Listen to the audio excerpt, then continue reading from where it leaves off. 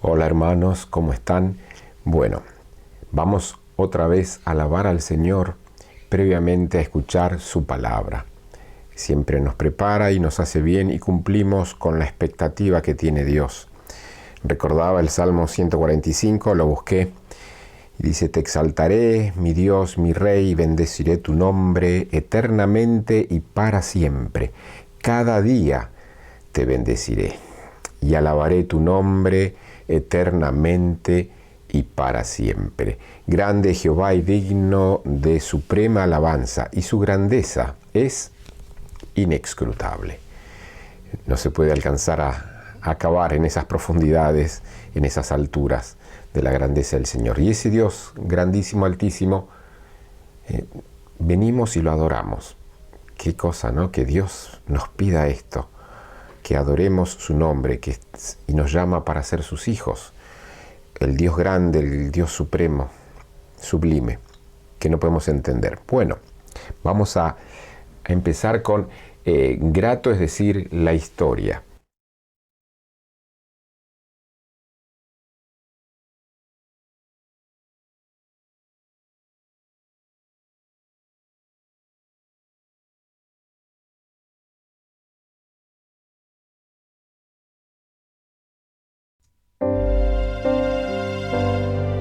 Grato es decir la historia del celestial favor de Cristo y de su gloria, de Cristo y de su amor.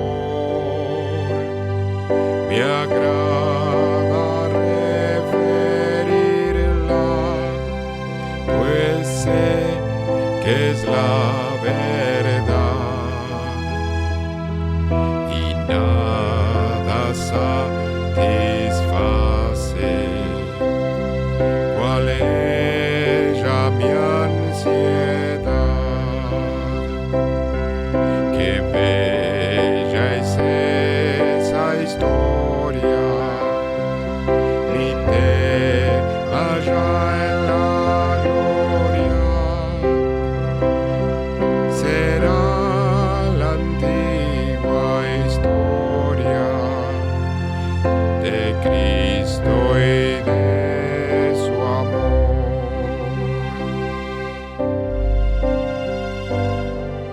Grato es decir la historia que antigua sin vejez parece al repetirla más dulce cada vez. Me agrada referirla, pues hay quien nunca oyó que para serlo salvo el buen pastor murió. Qué bella es esa historia, mi tema ya en la gloria. Será la antigua historia de Cristo y de su amor.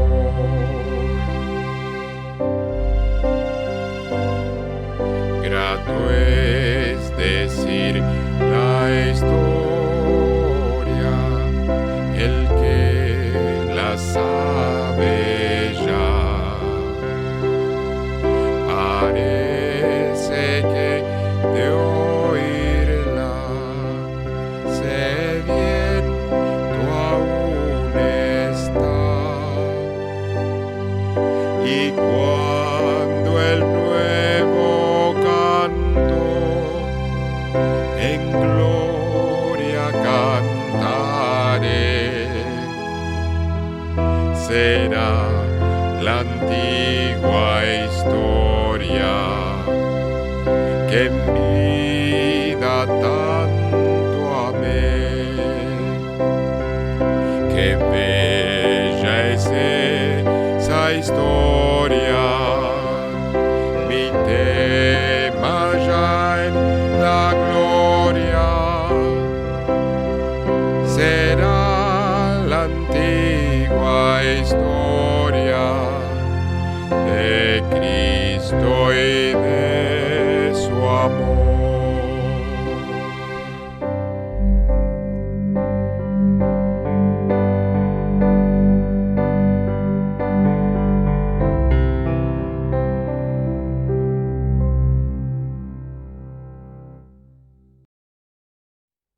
Bueno, hermanos, vamos entonces, busco el segundo, vamos entonces a alabar con sublime gracia. Sublime gracia. Vamos, acá le pido otra vez a mi hijo que me ayude, porque me favorece con el tema de los contemporáneos. Me ayuda mucho. Bien.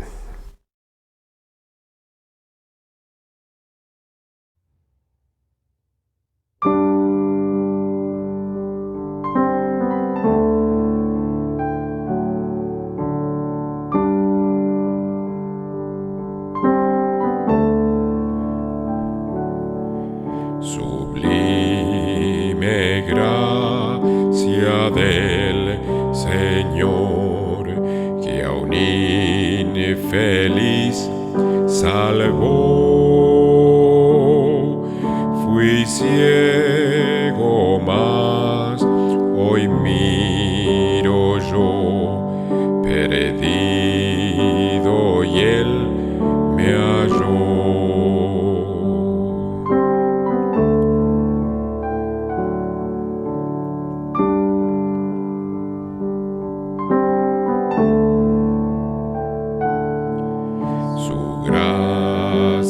Me enseñó a temer, mis dudas ahuyentó. Oh, cuán precioso fue a mi ser cuando Él me transformó. Ya libre soy, Dios me salvó, y mis cadenas ya Él rompió, y como un río fluye el perdón. Sublime gracia, inmenso amor.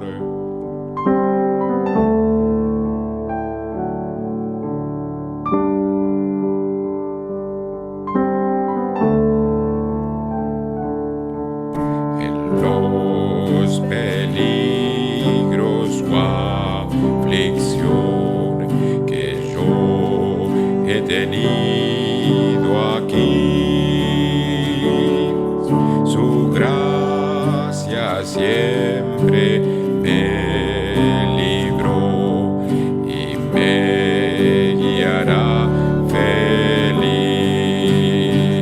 Ya libre soy, Dios me salvó, y mis cadenas ya Él rompió, y como un río fluye el perdón. Sublime gracia, inmenso amor. Ya libre soy, Dios me salvó, y mis cadenas ya Él rompió, y como un río fluye el perdón. Sublime gracia, inmenso amor.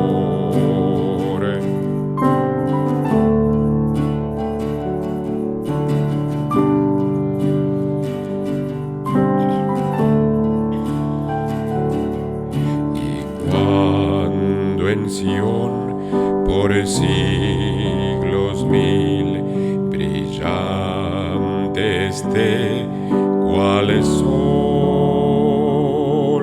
yo cantaré por siempre allí su amor que me salvó, su amor que me salvó, su amor que me salvó. Ya libre soy, Dios me salvó, y mis cadenas ya Él rompió, y como un río fluye el perdón, sublime gracia, inmenso amor.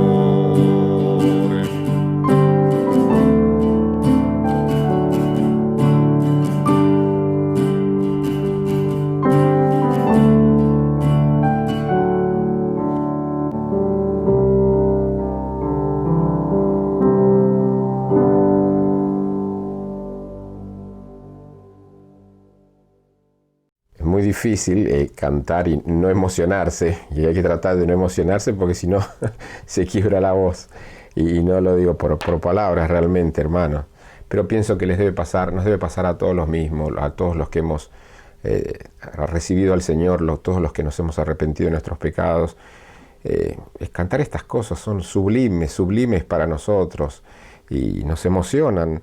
Y si bien no es el objetivo es dar gloria al Señor, pero al mismo tiempo medio que es difícil no emocionarse con todas estas canciones. Denme un segundito, hermanos. Como saben, yo voy grabando acá y superponiendo las grabaciones, y después lo tengo que encontrar. A Cristo coronado. A Cristo coronado, el himno muy lindo para terminar.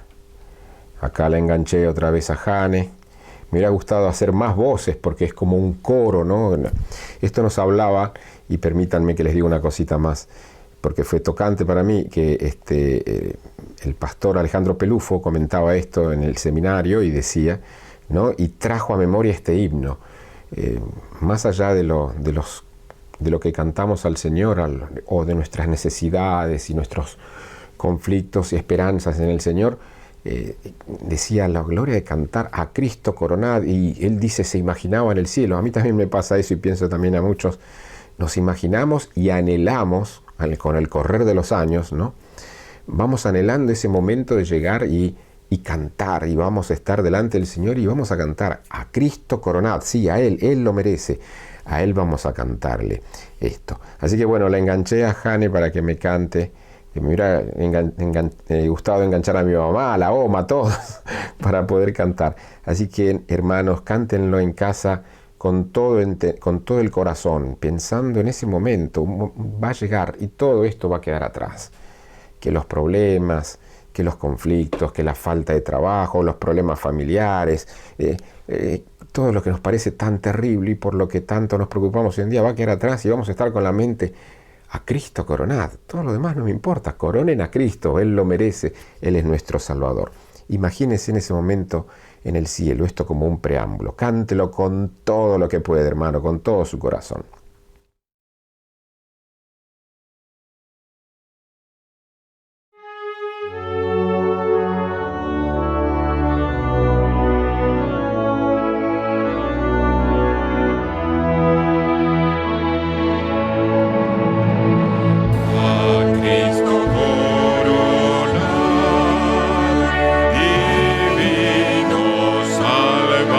Salvador,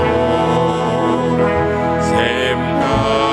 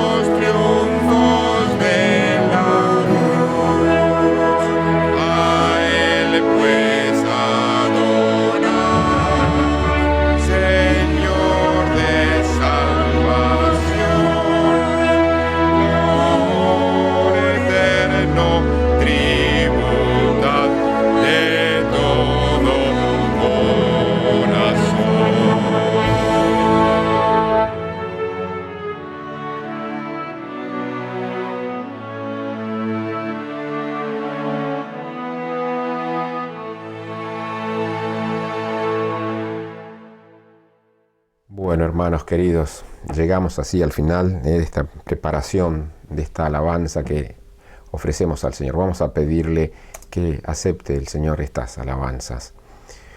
Padre amado, te pedimos que aceptes, Señor, las alabanzas que te ofrendamos, Señor, con todas las imperfecciones, Señor, pero tratando de hacerlo de corazón y, Señor, lo mejor posible para ti.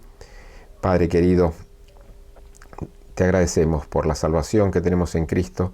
Lo hemos dicho tantas veces y lo vamos a decir miles de veces más, Señor. Nuestra gratitud, la gratitud que brota de nuestros corazones. Danos ahora, Señor, un entendimiento de tu palabra, primero al predicador y a nosotros también, Señor, para oír con entendimiento. Te alabamos, te bendecimos, todo lo hacemos en el nombre del Señor Jesús. Amén.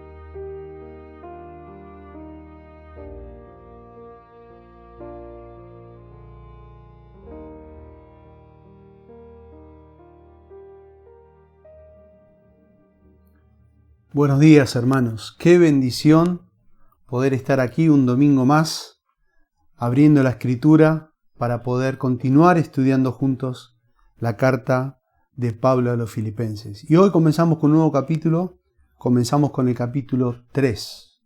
Hoy vamos a leer la palabra de Dios del capítulo 3, versículo del 1 al 3. Leemos el párrafo y oramos.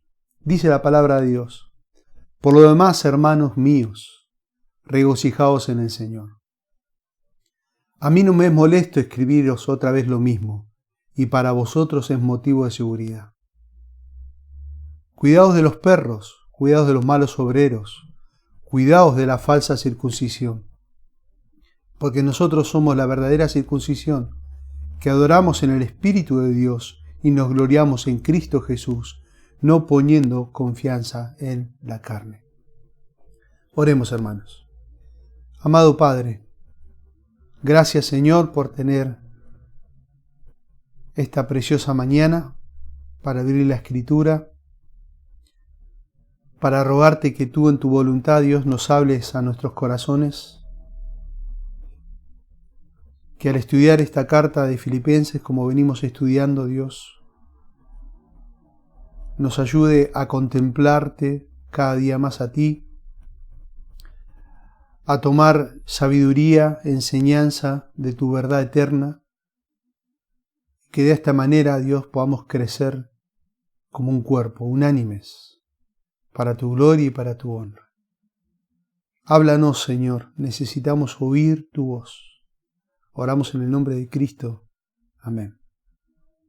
Hermanos, este capítulo 3 es precioso como toda la palabra de Dios, Pero aquí Pablo en el capítulo 3 nos cuenta su testimonio, nos cuenta lo que él prosigue, lo que él sigue hacia adelante, el propósito que él tiene para su vida. Nos comparte cuál es su ciudadanía. La ciudadanía está en los cielos. Este capítulo es el central de toda la carta. Pero miren cómo comienza este capítulo. Pablo en el capítulo 1 primero nos cuenta o nos narra su situación en la cárcel, su reacción estando preso.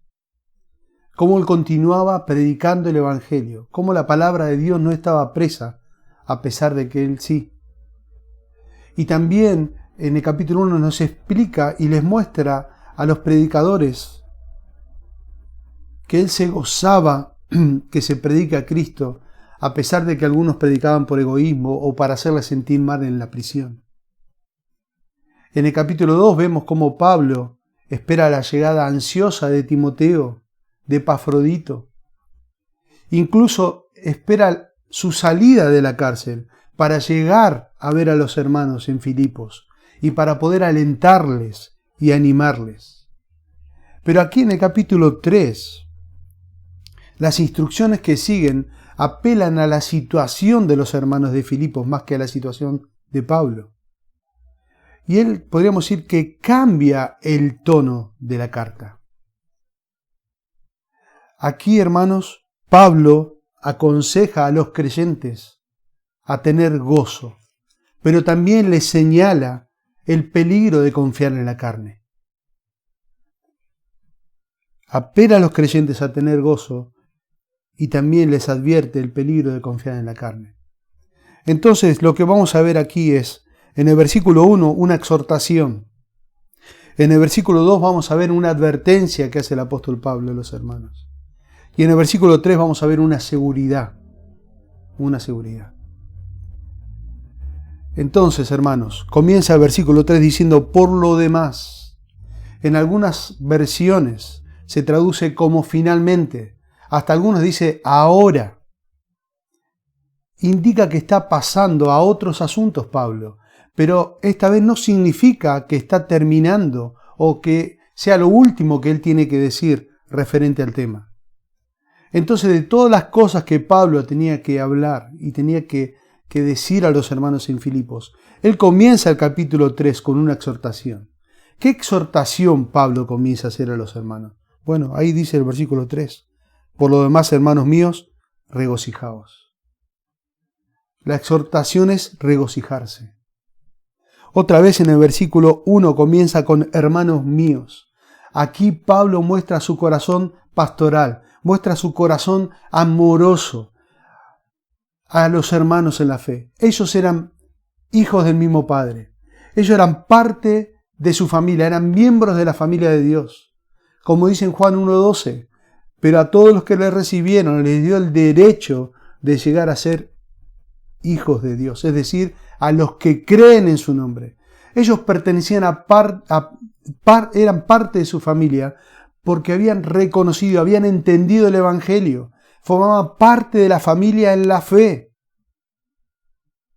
Y aquí viene la exhortación. La exhortación es regocijaos, regocijaos. Saben, hermanos, la palabra regocijarse, con todos sus derivados, aparece 16 veces en la carta a Filipenses. Por eso le llaman la carta del gozo. Por ejemplo, leemos en el capítulo 2, versículo 18. Y también a vosotros os ruego, regocijaos de la misma manera y compartid vuestro gozo conmigo.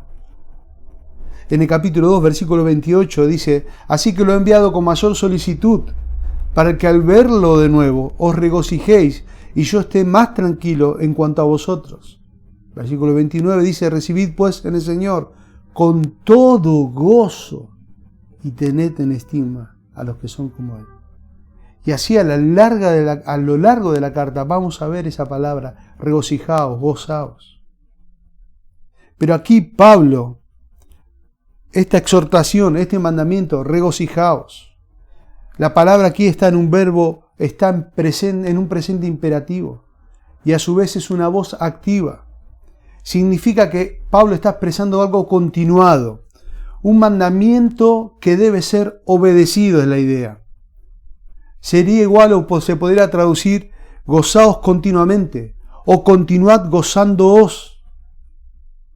Pablo tenía toda la autoridad, hermanos, para exhortarle de esta manera a sus hermanos en la fe, a la familia de la fe. ¿Por qué? ¿Pablo dónde se encontraba? Hermanos, Pablo se encontraba preso. Pablo estaba experimentando el gozo del Señor tanto dentro de la cárcel y él experimentaba el gozo del Señor fuera de la cárcel. Y ahora le está diciendo a los hermanos en Filipos, regocijaos, regocijaos. Justamente la situación en que se encontraba Pablo no era una situación de gozo. Esas afirmaciones que hace Pablo aquí aparecen en medio de las dificultades. Como dijimos, él se encontraba preso, él estaba esperando una sentencia. Mientras él estaba en la cárcel, él escuchaba que algunos predicaban a Cristo por envidia o rivalidad, por ambición personal. Algunos querían causarle incluso angustia en la prisión. Wow.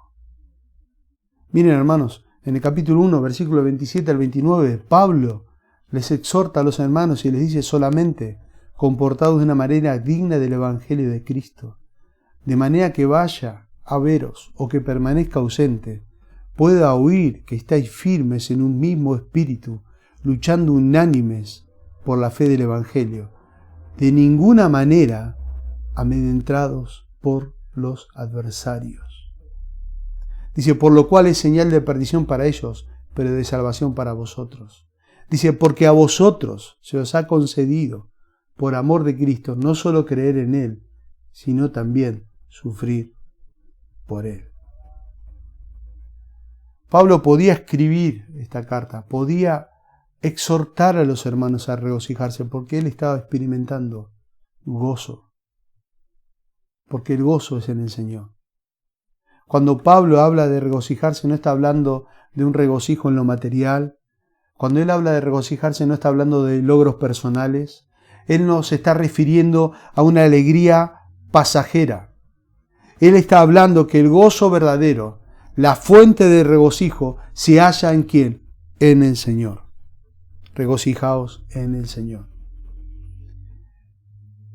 Ese gozo verdadero, ese regocijo se halla en una vida rendida a los propósitos de Dios. Por eso él estaba experimentando gozo, porque él vivía de esa manera. Por eso Timoteo experimentaba gozo, por eso Epafrodito experimentaba gozo, porque vivían rendidos hacia los propósitos de Dios. Porque su vida, hermanos, dependía de su relación constante, íntima con Dios. Él vivía caminando de la mano con su Señor. Por eso él dice, regocijaos en el Señor. Saben que el mismo ejemplo hallamos en Nehemías capítulo 8, versículo 10. Miren lo que dice Nehemías. Cuando el pueblo estaba escuchando, en el capítulo 8 el pueblo escucha la ley. Y todo el pueblo estaba arrepentido al escuchar la ley de su estado delante de Dios. Y Nehemías le dice, ya pueden irse, coman bien, tomen bebidas dulces y compartan con quienes no tienen nada, porque este día ha sido consagrado a nuestro Señor. Y el versículo al final dice, no estén tristes, pues el gozo del Señor es nuestra fuerza. Ese gozo del Señor es nuestra fortaleza, dice Nehemías. Pablo dice, regocijaos en el Señor, porque el gozo del Señor era su fortaleza. 1 Pedro 4:13 dice, antes bien, en la medida que compartís los padecimientos de Cristo, regocijaos, para que también en la revelación de su gloria os regocijéis con la alegría. Pedro aquí le está escribiendo a una iglesia que estaba pasando una persecución tremenda. Y le dice, regocíjense en padecer por Cristo. En Hechos capítulo 5, versículo 41, dice que los apóstoles salieron de la presencia del concilio, regocijándose de que hubieran sido tenidos dignos de padecer afrenta por su nombre. el regocijo en el Señor. ¿Saben, hermanos? Entonces vemos que la fortaleza para obedecer, la fortaleza para estar firmes en medio de las dificultades, para combatir por el Evangelio, esa fortaleza viene del gozo de mi relación con Dios. Por eso es regocijaos en el Señor. Este gozo continuado de Pablo, este gozo que experimentó el pueblo con Nehemías, el gozo que habla Pedro a los hermanos que están padeciendo persecución, el gozo que experimentaron los apóstoles en Hechos, es solo posible por su relación y su comunión estrecha con Dios. Por eso hablamos de regocijaos en el Señor. Wow, hermanos. ¿Saben, hermanos, dónde obtenemos el gozo verdadero? Recuerden, hermanos, el gozo verdadero es el fruto del Espíritu. Gálatas 5:22. Mas el fruto del Espíritu es amor, gozo, paz, paciencia, benignidad, bondad y fe. Entonces este gozo, este regocijado viene como producto de mi íntima comunión con el Señor. Y si queremos experimentar el gozo que tuvieron los hermanos allí, en Hechos, debemos caminar en intimidad con Dios. Si queremos experimentar el gozo de Pablo, el de Timoteo, el de Epafrodito, debemos caminar en intimidad con Dios. Juan 15:11 dice, estas cosas os he hablado, dice el Señor, para que mi gozo esté con vosotros y vuestro gozo sea perfecto. Tremendo, hermanos. Este gozo, hermanos, nace de mi caminar diario en dependencia con Cristo. ¿Dónde está la fuente del regocijo? ¿Dónde está el origen de ese regocijo? ¿Dónde está el final de ese regocijo? En el Señor. En el Señor. Esta frase nos muestra que el gozo no depende de una circunstancia. No depende de una circunstancia. Porque es en el Señor. Pablo utiliza mucho esa frase, en el Señor. Yo le voy a nombrar algunas. Por ejemplo, en 1:4 dice que él confía en el Señor.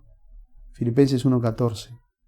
En Filipenses 1:19 dice que él espera en el Señor. En Filipenses 3:1 dice regocijaos en el Señor.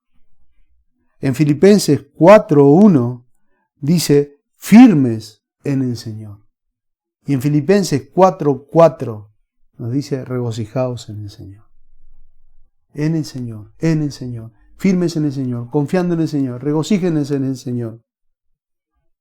¿Saben? Pablo nos está mostrando una visión de la vida que no nos podemos dar el lujo de perder los creyentes. No, hermanos.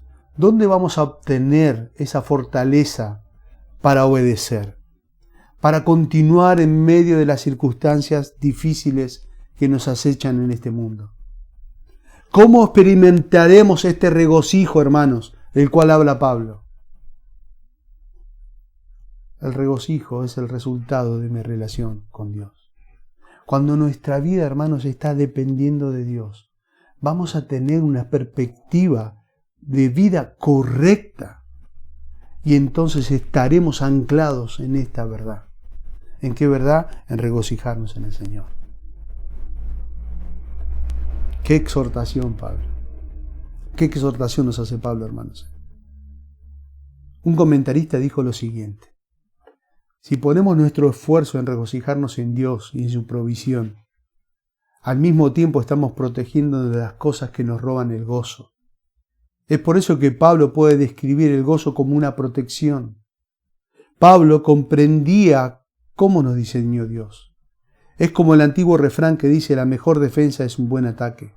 Estar en la ofensiva alegrándonos en medio de las dificultades es la única defensa ante aquellas cosas que nos hacen alejar de Dios. ¡Wow, hermanos! Regocijaos en el Señor. ¿Saben, hermanos?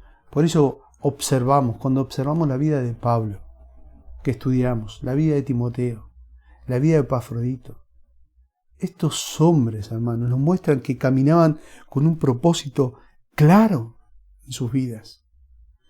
Ellos miraban el sufrimiento, miraban sus dolores, miraban sus pruebas como un propósito divino, que todo lo que les sucediera era para la gloria de Dios. Por eso Pablo podía decir, para mí vivir es Cristo y el morir es ganancia. Por eso Timoteo podría decir que no miraba por lo suyo propio, sino también por los otros. Por eso podemos ver a Epafrodito, que expuso su vida para la gloria de Dios. Ellos veían, en la pérdida de ellos veían ganancia. El gozo que se refiere aquí Pablo persiste, hermanos, en medio de la debilidad, persiste en medio del dolor, persiste en medio del sufrimiento, persiste incluso en medio de la muerte. Santiago 1:2 dice, tened por sumo gozo, hermanos míos, el que os halléis en diversas pruebas. Tremendo ejemplo, hermanos. Regocijaos en el Señor. ¿Saben, hermanos queridos?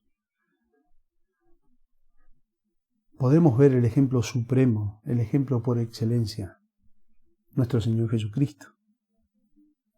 Miren, observemos lo que dice Hebreos capítulo 12, versículo del 1 al 3, sobre nuestro Señor.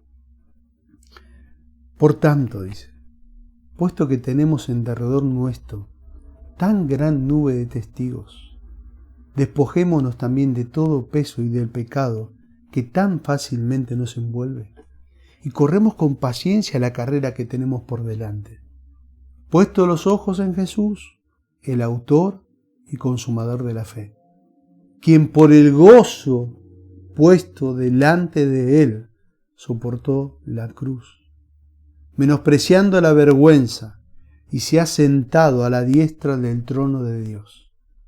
Considerad pues aquel que soportó tal hostilidad de los pecadores contra sí mismo, para que no os canséis ni os desaniméis en vuestro corazón.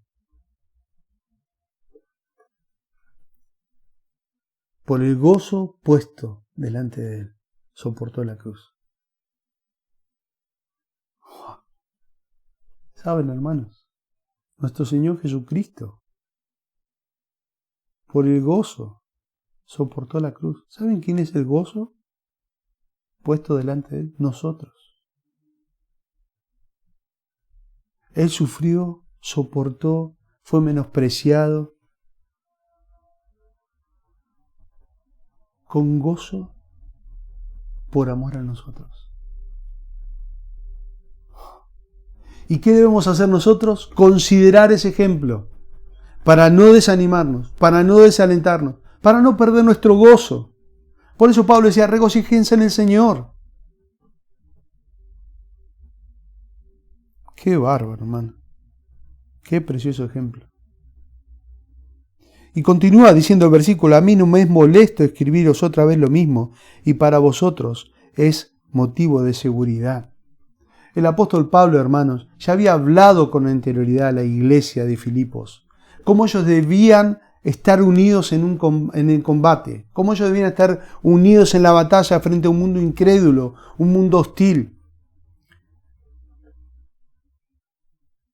Él ya había hablado del tema, ya leímos Filipenses 1 del 27 al 28, donde Pablo les exhorta a comportarse de una manera digna del Evangelio, les exhorta a estar unánimes en un mismo espíritu, les exhorta a no estar amedrentados por la hostilidad del mundo, por sus adversarios.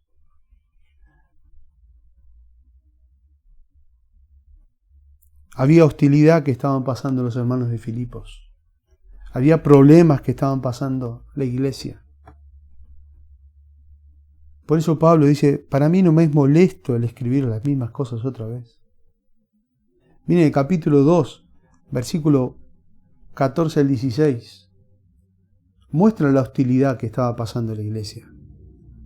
Haced todas las cosas sin murmuración ni discusiones, para que seáis irreprensibles y sencillos, hijos de Dios sin tacha en medio de una generación torcida y perversa, en medio de la cual resplandecéis como luminares en el mundo, sosteniendo la palabra de vida, a fin de que yo tenga motivo para gloriarme en el día de Cristo, ya que no habré corrido en vano, ni en vano habré trabajado.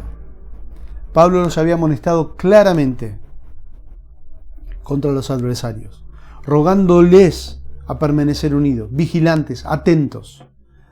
Hacia estos enemigos ellos debían estar atentos, debían combatirlos con la única arma eficaz que tenían, que era la palabra de vida. La palabra de vida, como dice ahí. Dice, a mí no me es molesto volver a escribir las mismas cosas, pero para vosotros es de seguridad.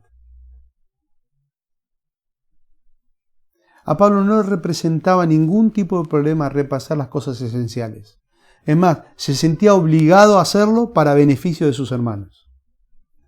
La enseñanza era algo que protegía a los hermanos de los falsos maestros que predicaban la salvación por medio de rituales, que predicaban la salvación por medio de ceremonias, por el legalismo que representaba en ese tiempo. El legalismo era una seria amenaza para los hermanos en la fe. Pablo quería guardar a su familia, a los hijos de Dios, y les advierte como un buen pastor. Les advierte. A mí no me molesto escribir las mismas cosas, y para vosotros es seguro. Entonces lo primero que vimos en el versículo 1 es una exhortación: regocijaos. Regocijaos. Y vimos que el gozo viene de nuestro caminar diario con Dios, de nuestra dependencia absoluta con Dios. Ahora la pregunta es, ¿te estás regocijando en el Señor, hermano? ¿Estás experimentando el gozo a pesar de las dificultades, de las circunstancias, de la adversidad, de las tormentas? ¿Estás caminando de la mano del Señor? ¿Estamos caminando de la mano del Señor para experimentar este gozo que Pablo estaba experimentando, que experimentaba Timoteo, que experimentaba Epafrodito, los mismos apóstoles, el mismo Señor? Ahora hay una advertencia. En el versículo 2 vemos la advertencia. Cuidados de los perros, cuidados de los malos obreros, cuidados de la circuncisión. Cuidado, cuidado, cuidado. Algunas versiones dicen guardaos. Guardaos de los perros, guardaos de los malos obreros, guardaos de la circuncisión. ¿Qué indica esta repetición? Podríamos preguntarnos, de la repetición de cuidados o guardados en otra versión. ¿Qué indica esto? ¿Saben? Esta repetición enfatiza una advertencia. Pablo está advirtiendo. La palabra guardaos o cuidados significa literalmente es estar vigilando continuamente. Estén alerta continuamente. Presten atención continuamente. Porque los falsos maestros están alrededor de la iglesia. Allí se alimentan. Por eso Pablo utiliza una palabra, un término fuerte. Cuidados de los perros. Cuidados de los perros. Este término solía usarse en un tono muy despectivo. Muy despectivo. Por ejemplo, en 2 Samuel 16:9, mire lo que dice. Entonces Abisai, hijo de Sarvia, dijo al rey: ¿por qué ha de maldecir este perro muerto a mi señor el rey? ¿Recuerdan cuando David huía de Saúl? Y había alguien que le tiraba las piedras y lo maldecía. Entonces el encargado del ejército le dice a David: ¿por qué ha de maldecir este perro muerto a mi señor el rey? Déjame que vaya en paz ahora y le corte la cabeza. Ahí está esa expresión. Saben, hermanos, los judíos en ese tiempo consideraban que los perros eran las criaturas más despreciables y miserables. Ellos llamaban perros a los gentiles. Así lo llamaban. Obviamente aquí no se refiere a perros que eran mascotas. No. Se refiere a animales que se alimentaban de la carroña, que andaban todo el tiempo por las calles y atacaban a los incautos. Tremendo. Las palabras de Pablo aquí parecen duras, pero ¿saben qué, hermanos? Parecen carentes de amor. Muchas veces, incluso las iglesias, quizás en la iglesia era un motivo de división hablar de esta manera. Podría pensar, ¿cómo Pablo puede hablar así de nuestros hermanos judíos? Podrían pensar así. Pero era todo lo contrario. Pablo estaba hablando la verdad en amor. Porque la verdad en amor no se excluye. Los creyentes estamos llamados a vivir con la verdad y amor siempre, siempre. Por eso dice en Efesios 4:15, sino que hablando la verdad en amor, crezcamos en todos los aspectos en aquel que es la cabeza, es decir, Cristo. Pablo aquí, en el versículo que acabamos de leer, versículo 2 de Filipenses, les está advirtiendo. Recuerden, le dice, la salvación es solo por gracia, no es por obras. Como dice Efesios 2, 8 y 9, porque por gracia sois salvos por medio de la fe, y esto no es de vosotros, sino que es un don de Dios, no por obra, para que nadie se gloríe. Quienes enseñan otras cosas, Pablo dice, son como perros, son como lobos salvajes, dice en Hechos capítulo 20, en adelante. Miren cómo describe Hechos capítulo 20, versículo 27 al 31, dice, pues no ruí declarar a todos vosotros todo el propósito de Dios, dice el apóstol Pablo. En versículo 28 dice, tened cuidado de vosotros y de toda la grey, en medio de la cual el Espíritu Santo os ha hecho obispo para pastorear la iglesia de Dios, la cual Él compró con su propia sangre.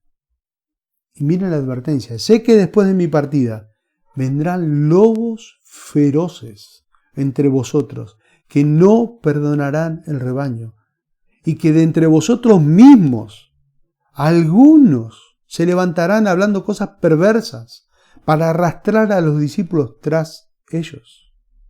Versículo 31 dice, por tanto, estad alerta, recordando que por 3 años, de noche y día, no cesé de amonestar a cada uno de vosotros con lágrimas. ¿Vieron cómo describe Pablo? En medio de ellos inclusive iban a salir esos lobos para llevarse incluso a los discípulos tras sí. Y Pablo no cesaba de amonestar. Noche y día estuvo allí amonestando. Y aquí otra vez la misma exhortación. Le dice, cuidados hermanos amados, cuidado familia de la fe, cuidado de los perros. Debemos estar alertas, hermanos. Y después vamos a describir quiénes eran. A cualquier desvío de la doctrina de Cristo. A cualquier desvío que nos aleje de la verdad del Evangelio. Cuidado, guardaos. Y hace otra descripción el apóstol Pablo. Dice, malos obreros. Malos obreros. No se trataba de personas que practicaban el mal, sino de aquellos que trabajaban activamente contra el Evangelio. Esa era la idea. Los que trabajan activamente contra el Evangelio. Estas personas son de aspecto piadoso, que desean sujetarse a lo que entienden como mandamientos de Dios. A quienes dicen conocer y servir a Dios, ellos dicen así, pero en realidad son falsificadores de la verdad. Son instrumentos en las manos de Satanás. Por eso Pablo le describe malos obreros. Malos obreros. Segunda Timoteo 3:5 dice, teniendo apariencia de piedad. ¿Escucharon eso? Tienen apariencia de piedad. Pero habiendo negado su poder, a tales evitas. Evita, dice Pablo a Timoteo. ¿Saben, hermanos? Los falsos maestros se consideraban que agradaban a Dios, que merecían la salvación gracias a su celo por la ley. Eso es lo que estaba sucediendo. Pero Pablo los pone al descubierto. Ellos eran malos obreros, eran personas llenas de orgullo. Y advierte a los hermanos de Filipos. Y también esa misma advertencia hace Pablo en Gálatas capítulo 1, versículo 14. Dice, y como yo aventajaba en el judaísmo a muchos de mis compatriotas contemporáneos, mostrando mucho más celo por las tradiciones de mis antepasados. Así vivía el apóstol Pablo. Celos por sus tradiciones, celos por la ley.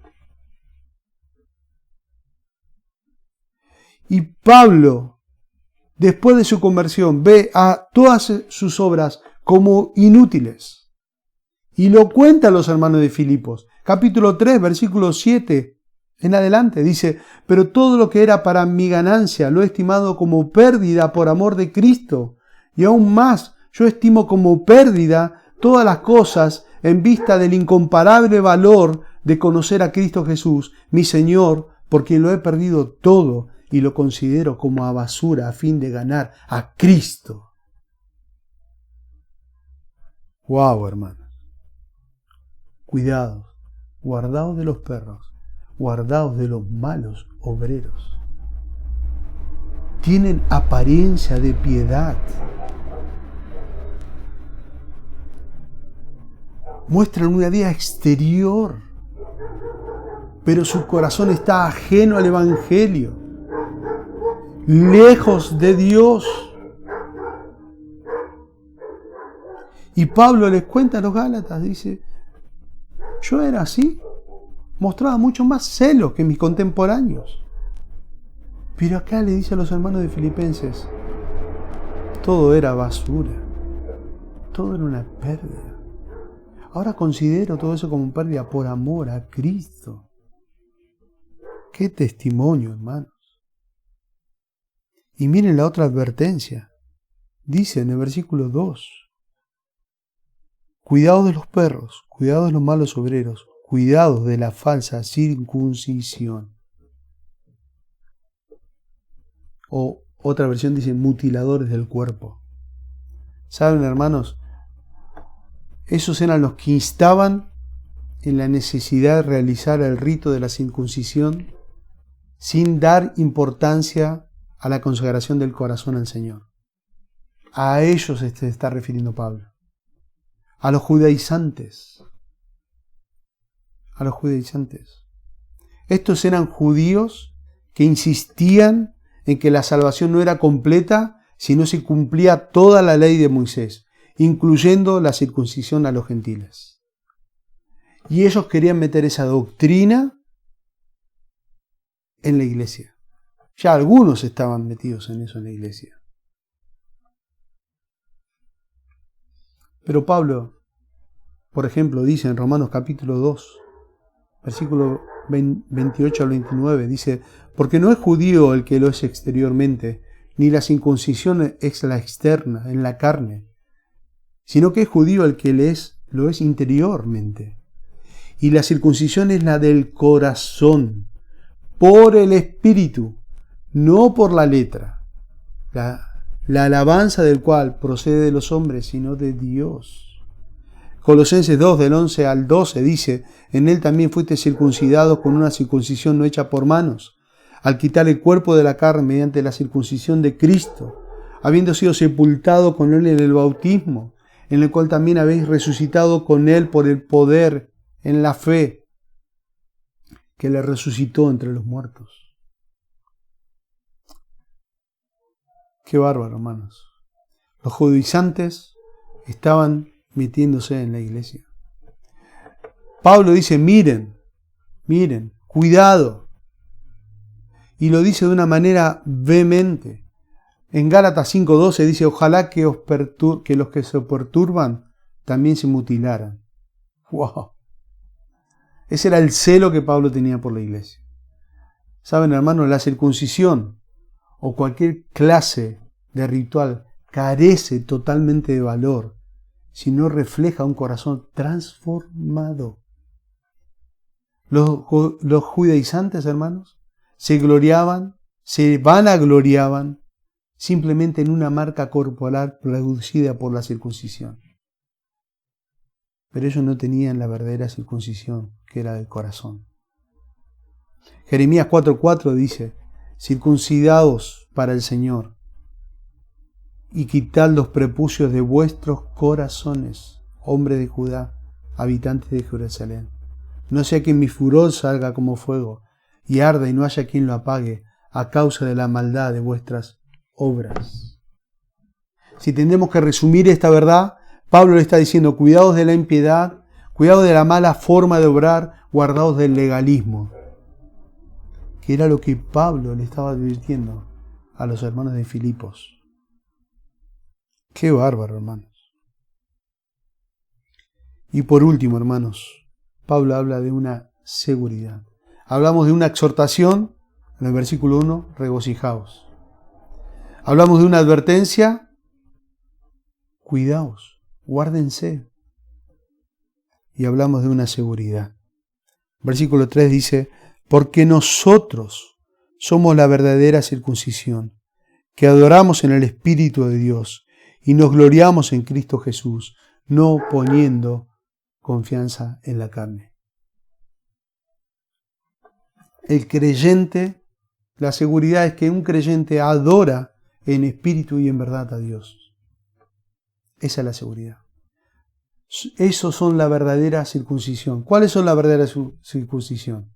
Los cristianos son ahora ante Dios los verdaderos circuncisos, a causa de la circuncisión espiritual del corazón, del nuevo nacimiento que tenemos en Cristo. Por eso dice Colosenses 2:11, en Él también fuiste circuncidados con una circuncisión no hecha por manos, al quitar el cuerpo de la carne mediante la circuncisión de Cristo. Los verdaderos creyentes, está diciendo el apóstol Pablo aquí, los genuinos creyentes son los que adoran a Dios en espíritu. Su corazón desborda de adoración al Señor que los salvó. Esa es la realidad. Son nuevas criaturas, donde mora ahora el Espíritu de Dios, que alienta a cada hijo de Dios a una adoración verdadera y aceptable. Y esta adoración verdadera y aceptable nace del verdadero amor que ahora tenemos de Dios en nosotros, por medio de Cristo. Wow, hermanos. Dios, hermanos, nos salvó, nos rescató de las profundidades de las tinieblas para que le adoremos. Nuestro Señor define la esencia de la adoración en Juan 4:24. Dice: Dios es espíritu, y los que le adoran deben adorarle en espíritu y en verdad. Y Pablo acá está diciendo que la característica del verdadero creyente, la seguridad que tienen de poder identificar a un nuevo creyente, es aquel que adora a Dios en espíritu y en verdad, y se gloría en Jesucristo y no confía en su propia carne. Eso está diciendo Pablo. Los cristianos adoran a Dios en obediencia a la palabra de Dios. Por eso el Salmo 29:2 dice: tributad al Señor, dad la gloria debida a su nombre, adorad al Señor ¿en qué? En la majestad de su santidad. Qué precioso, hermano. Saben, hermanos queridos, la palabra adoración se puede dar el sentido, tiene el sentido de decir rendir servicio espiritual reverente. Rendir servicio espiritual reverente. Pablo rendía un servicio espiritual reverente. Epafrodito rendía un servicio espiritual reverente. Timoteo hacía exactamente lo mismo.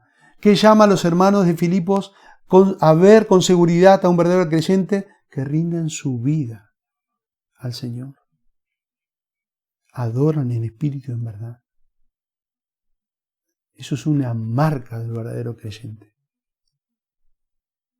John MacArthur dice lo siguiente: la verdadera adoración es mucho más que alabar a Dios, que cantar himnos o participar en un servicio de adoración. La esencia de la adoración es llevar una vida de servicio delante de Dios. Una vida de servicio delante de Dios. Saben, hermanos, los verdaderos adoradores son personas que no dividen su amor a Dios. Están totalmente entregados a Dios. Por eso Pablo dice en Romanos 12:1, por consiguiente, hermanos, os ruego por la misericordia de Dios que presentéis vuestros cuerpos como sacrificio vivo, santo, aceptable a Dios, que es vuestro culto racional.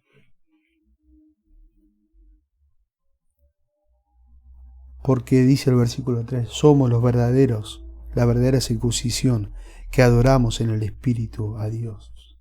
Y algo más dice el versículo, y nos gloriamos ¿en quién? En Jesucristo. En Jesucristo.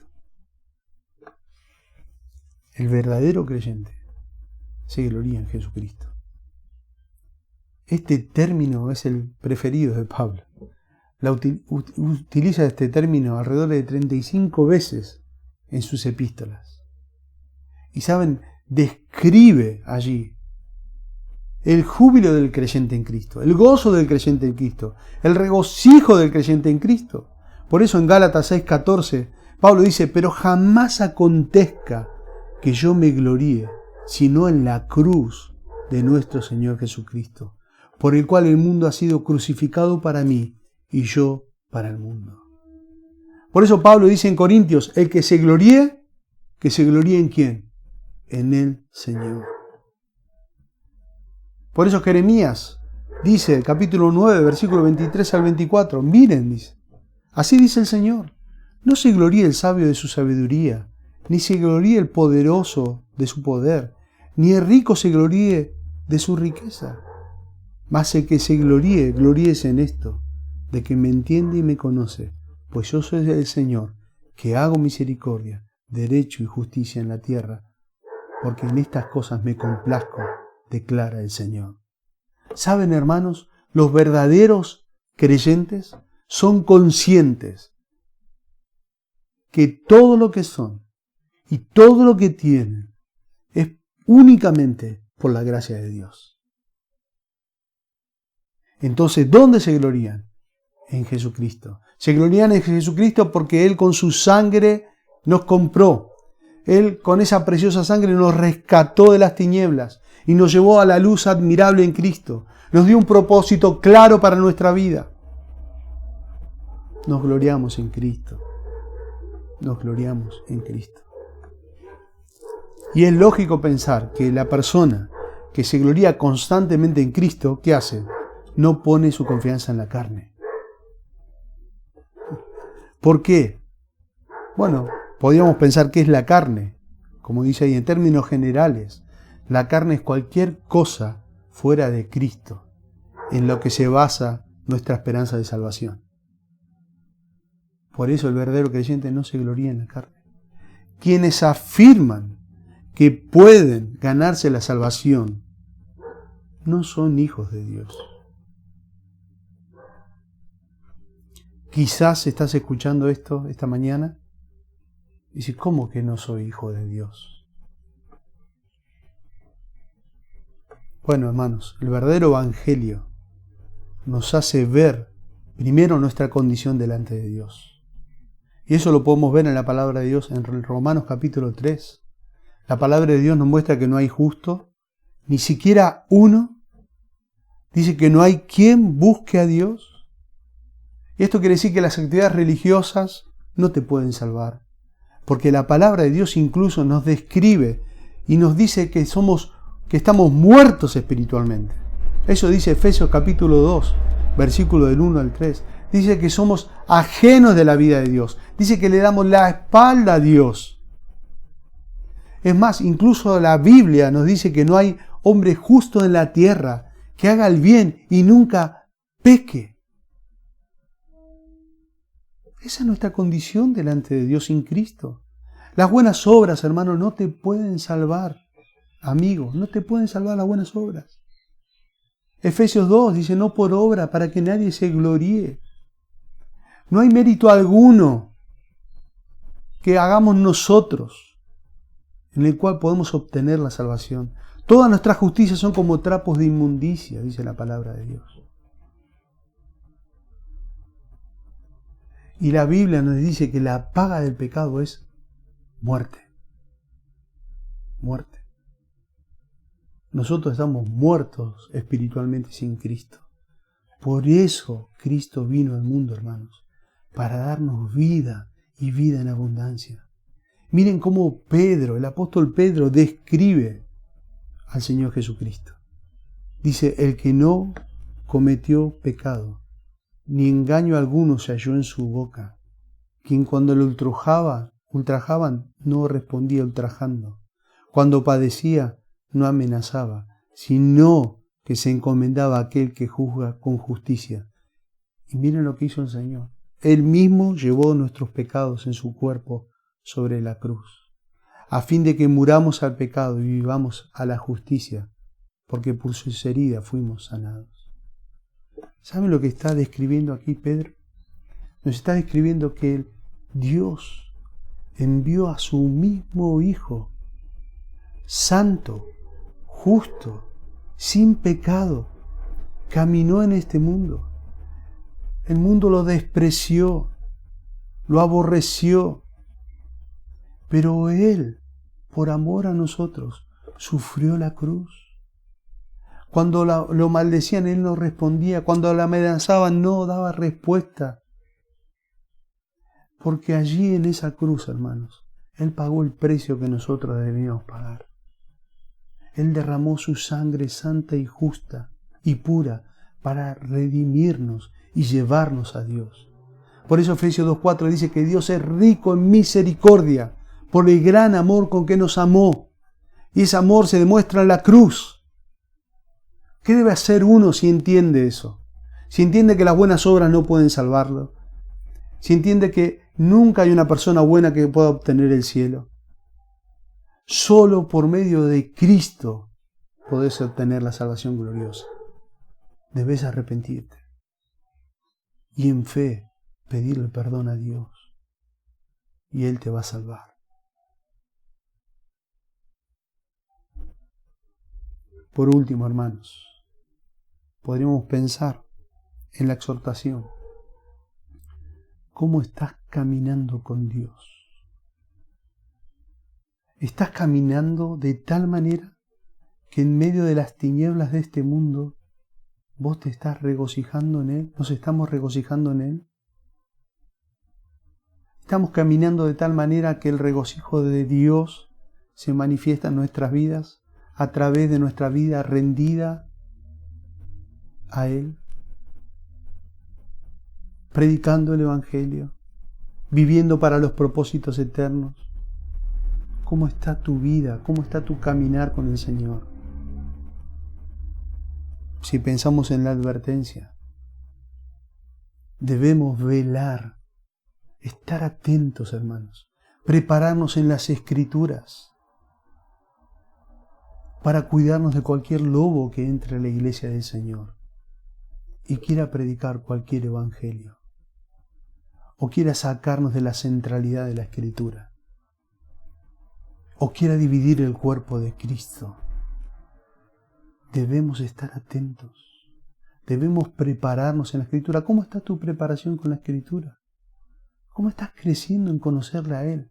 ¿Cómo está tu caminar? ¿Cómo está tu velar con Dios? Y por último, la seguridad. Si sos hijo de Dios, debes rendir tu vida cada día adorando al Padre, en espíritu y en verdad.